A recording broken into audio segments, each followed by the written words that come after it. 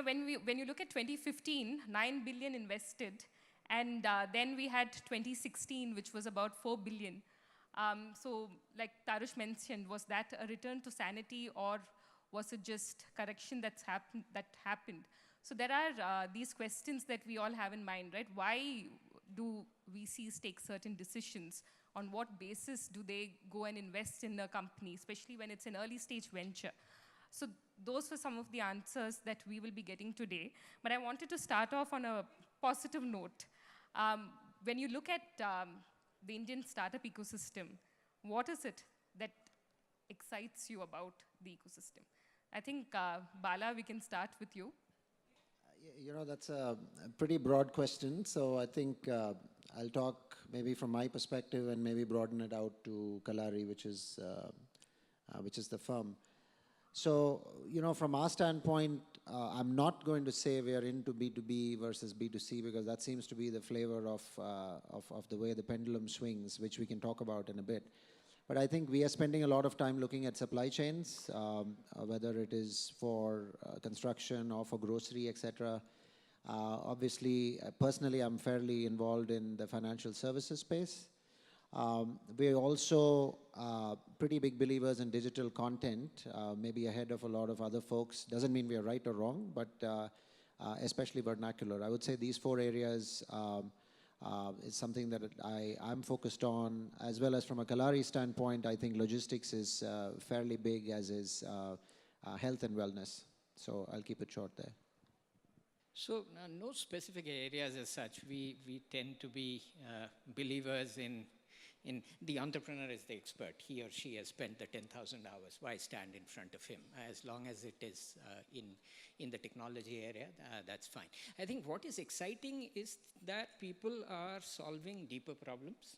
There is technology available. People are and the team coming together is good. In 2015, people were clearly solving frivolous problems, or frivolous people solving frivolous problems, maybe. But today, I think that is different.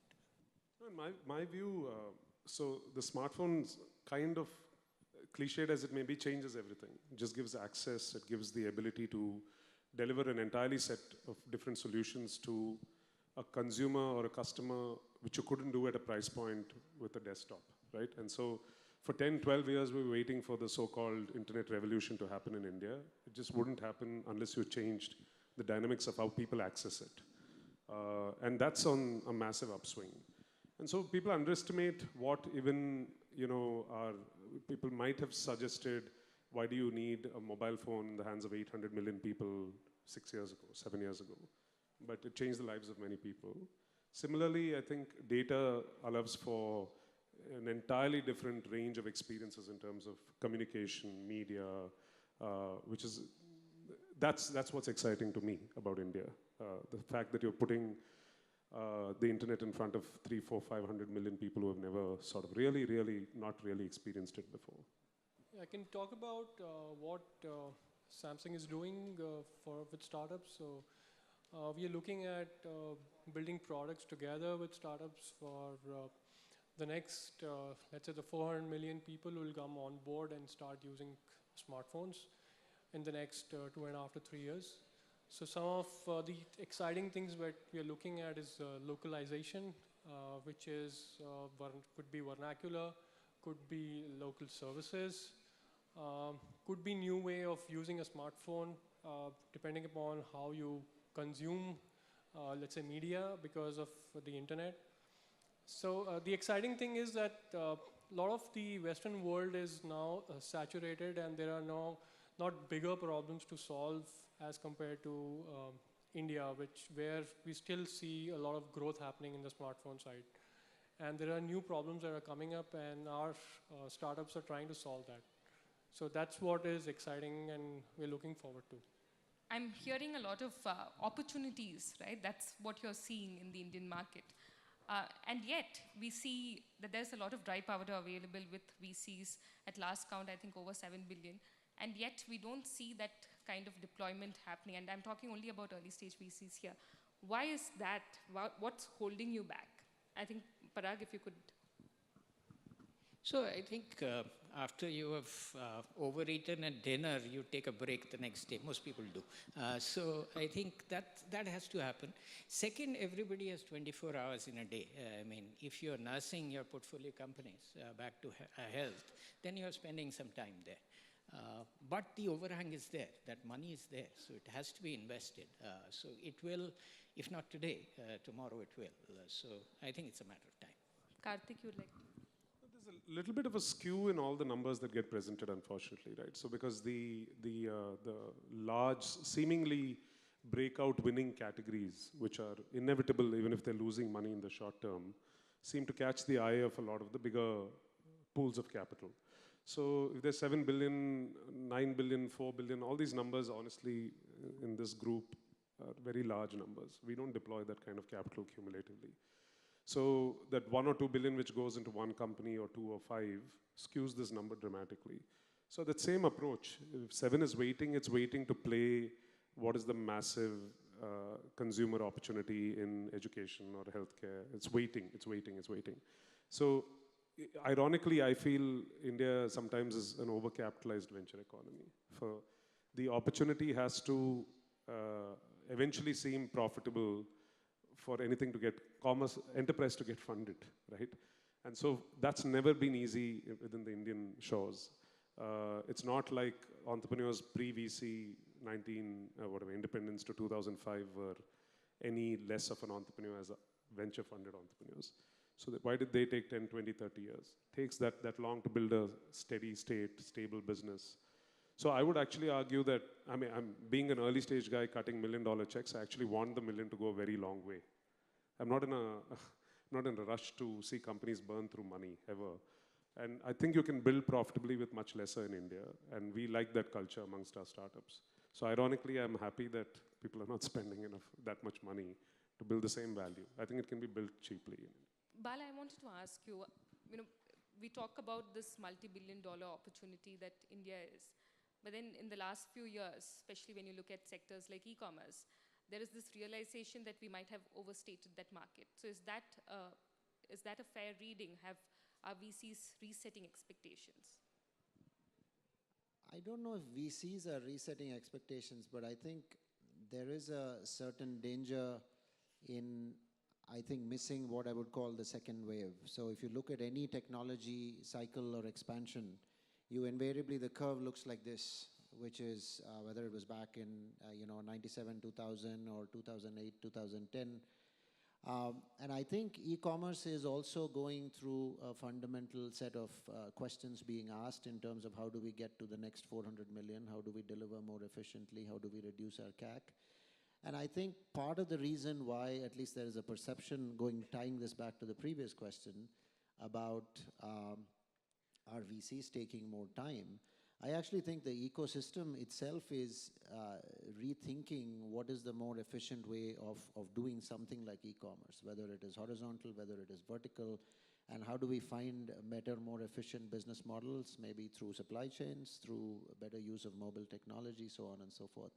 So I actually believe the e-commerce story is not over, but I think we have met, and you're going to continue to see people who refine what you might have thought was broken, just like whether it's a Google or a Facebook, they were not the first or second companies, but they were the 7th, 8th, 9th companies in that category who came 3-4 years after the first wave. So that's really our point of view on that.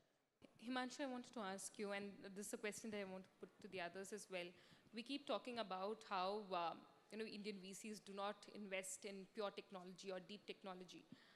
You work with a lot of tech startups. You look at partnerships with these startups. Do you see true pure technology companies starting up in India? From what we see, at least from the companies that I speak to, it's a lot of execution-driven strategies, right? Okay, AI being used for healthcare. So I wanted to understand that. Are we seeing pure tech companies? What are you seeing? Yeah, so what we have seen is that some of the pure core tech companies are like Bootstrapped. So they think about building the technology to some level first and then going to a VC to raise money.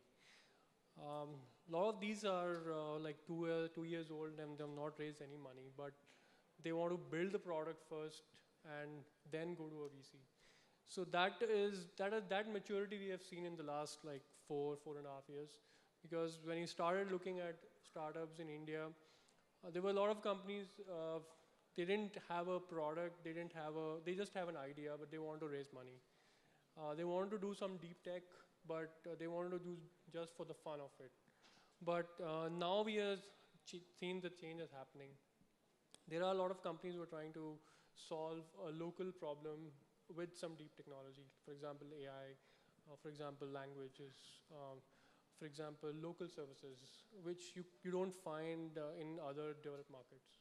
So that's the change which we have seen. I can just add to that. I think we've now, over 6-7 years, we've been disappointed with all the pure platform plays in the portfolio.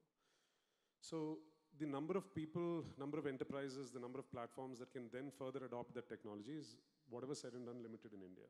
So application of technology is not a bad thing. So if you're not solving a real problem, just solving the AI layer or the technology layer on that is super challenging to build in India, because I think the customer bases are overseas. So we actually encourage them to apply to YC or whatever, get out of the country. It's just practical advice. That said, I think that's finally, I'll just show you a glimmer of hope on that from what I've heard. So Halli Labs got bought by Google this year, which was basically a team building for local search in India using AI. And from what I'm hearing from two run-ins with Google folks, the next billion user program is going to be built around Indian use cases, right? So essentially, if you look at Facebook, WhatsApp, Google, biggest markets outside of the US, India, in terms of people, they've not had anything other than sales and back-end and engineering servicing the US market. Only sales is there for the Indian market, but now they're finally thinking, how do we eventually solve local problems in India? And are we going to invest in teams and technology to be able to do that? And the one other unfortunate flip side for VCs is we're all looking for very, very large outcomes. So we're greedy for large outcomes. And these, even when they're good, they get bought for relatively early, relatively cheap. So it's good for the resume, but it's not great for returns in that sense. So it feels cute to have a few acquisitions, but does it move the needle? Maybe not. So it'll happen, but I think it'll be a small percentage of somebody's portfolio. That said, you take an application technology of a technology like a gray orange in our portfolio or a carbon clean in our portfolio, you ship the headquarters outside, go challenge the status quo in the world and build a global company from India, as long as it's really, really application of technology. It can work, that's my feeling. These are the two companies closest in my Fund 1 portfolio to $100+ million of value creation. Parag, do you agree with what? Yes, broadly so. Let me take an example. If you took machine learning as an example, all the libraries, all the platforms is basically those top 4 guys, the Facebooks, the Googles, the Amazons, etc. That's where it came from. Now, companies like Tricorp in our portfolio, both of us, they're now using that technology. So the computer scientists developed those things. Now the programmers come in some senses. Very little computer science in it, heavy programming in it. So that's what still India is good at. 95% of what we see at the top of the funnel is still that. And that's not changing anytime soon. That 5% might become 10% over the next year or two, but unlikely it will go to 50% anytime soon.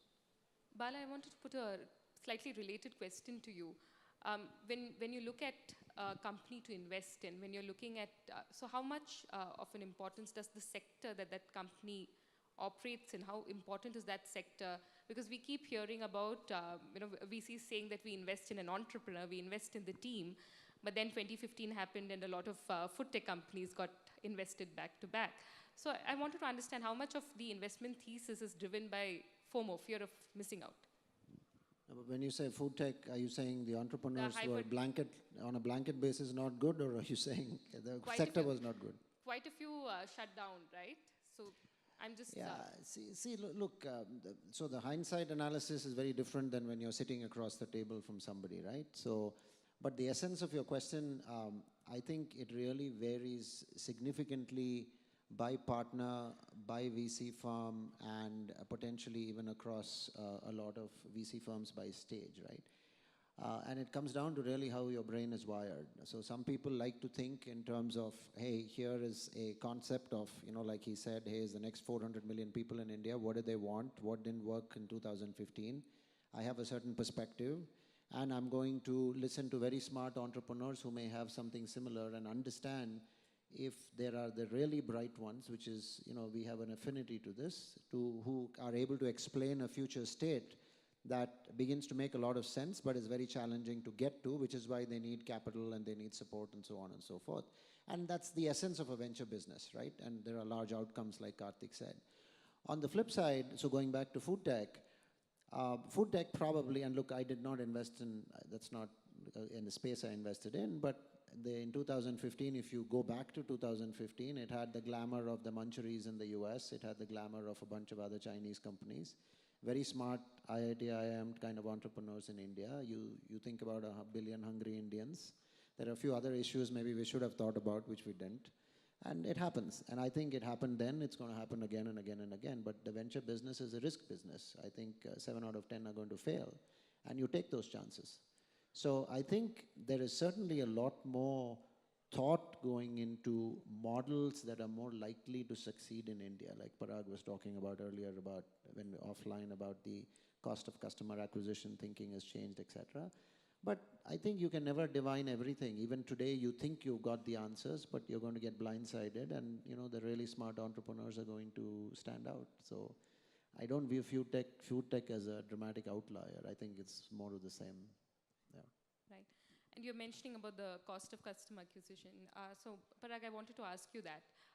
You are quite excited about the B2B businesses, right? So, like Bala mentioned earlier, is that just the pendulum swinging the other extreme? Is it a fad, or what is it about the businesses that excites you there? No, so, I mean, I should state that we have no biases towards B2B or B2C. We fund businesses, sensible businesses. There are enough businesses on both sides of both silos, so to speak. So I think B2B businesses, the ones especially like Unboxed in our portfolio, the ones that start here and have an application in particularly the US market are the interesting ones. Dhruva is another very classic example. I wish I had funded Jaspreet as well, and we came close. But anyway, those are the kind of companies that we are most excited about. We have funded a few India application companies, but it's been hard to convince our subsequent investors, Series B and beyond, that the market is big enough, honestly. So these companies are doing 4-5 crores in monthly run rate, but even then it has been hard to convince the other guys. Whereas it has been much easier in an Unboxed, etc. So on the B2B side in particular, that model of driving in India, if you drive in India, you can drive anywhere in the world, you export that. That seems to be working well. That's something we are very excited about. Karthik, I wanted to, when we look at the late stage, we see a SoftBank, we see an Alibaba. In the early stage, are the international investors coming in? What is happening there? No, so thankfully, so despite the criticism of what happened in 15, 16 and bubble and all of that, I've always had, the house view has always been this is all good in the long term, right? So if you don't see the downturns or what mistakes you made, you can never correct it.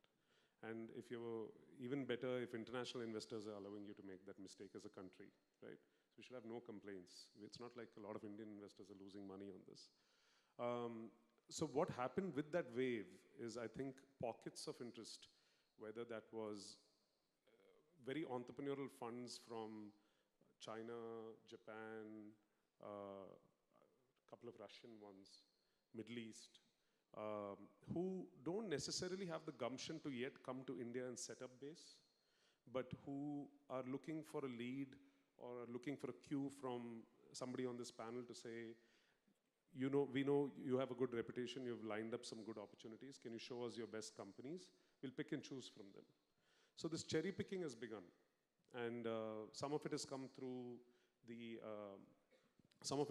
LP base. So we have a curious set of LPs from corporate LPs from London to Japan, who basically put $2-3 million. But basically, it's a ticket to look at our portfolio, right? And as of today, I think one LP who committed to his third portfolio company in Bloom has ended up putting more money in the portfolio companies than in Bloom, right? So, which is fine, because to me, a $60 million fund suddenly looks like it is actually a $100 million fund. Because I have corpus, I'm giving that for free, I don't make money on it, but it helps my portfolio, which is what I'm there for, and then it gets me that leverage. Right? So interestingly, my Middle East, my London, my Japan, my Singapore, all of them have already put money in. And then out of the blue, one Russian investors come and supported 2 companies. So this base, within India has grown dramatically, which is great.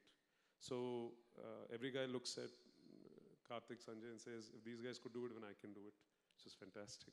So there are 50 funds probably today who have raised anywhere between $10 and $30 million, or are in the process of raising, but they're there. And this is fantastic for the ecosystem that you have, credible, long-term, because it is long-term. Once you say, I want to be a fund manager, you're screwed. 30 years of your life is gone, right? So if you're saying that long-term commitment to the industry is happening, and then we are able to embody confidence in people who are raising money from overseas and family offices in India. So suddenly the augmentation of capital has grown dramatically. It's very good.